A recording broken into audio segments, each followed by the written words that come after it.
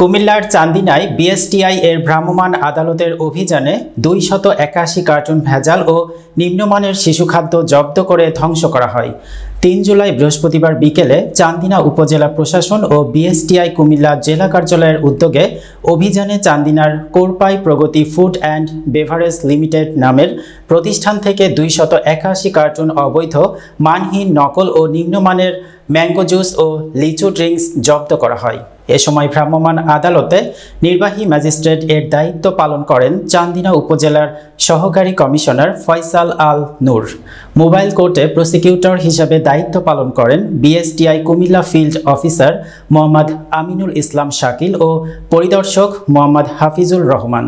চান্দিনা উপজেলার সহকারী কমিশনার ও নির্বাহী ম্যাজিস্ট্রেট ফয়সাল আল নূর জানান, জনস্বার্থে এ ধরনের অভিযান অব্যাহত থাকবে।